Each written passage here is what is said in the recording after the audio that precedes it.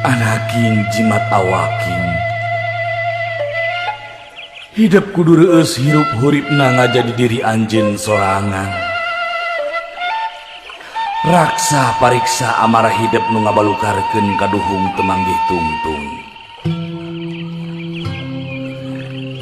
Jalanan hirup ku handap asur ka papada manusia. Jaga jeung riksa sarupaning anu dipiboga ku hidup. Panon dina tetempoanana, ceuli dina dedengianana, leta tina ucapkeunana, leungeun tina cacabakeunana, suku tina lampaheunana. Jaga riksa lengkah paripolah tinu hal anu matak raheut kana manah batur.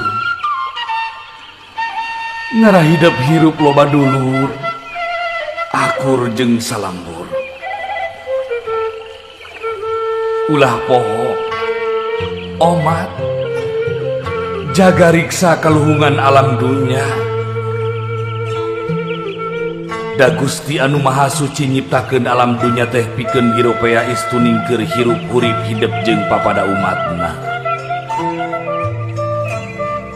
Anaking jimat awaking hidup sing sadar ngajalanan hirup hurip di alam dunya teh teu gampang. Hidup moal salawasna ngajalanan datarna hirup, tangtu bakal nincak kana tanjakan jeung pudunan.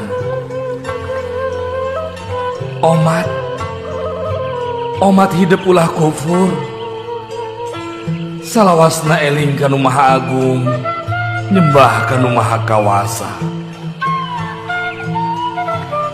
Turutkeun papagon ageman,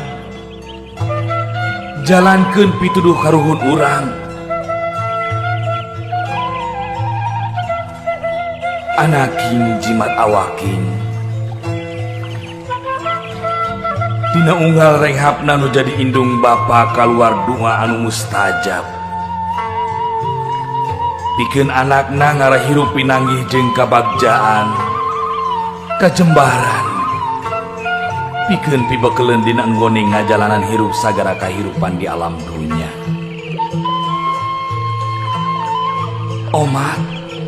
Omat anaking hidup kudu silih asa, silih asih, silih asuh,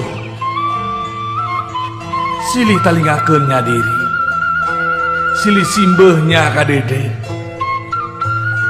deuskeun duduluran, raketkeun babarayaan,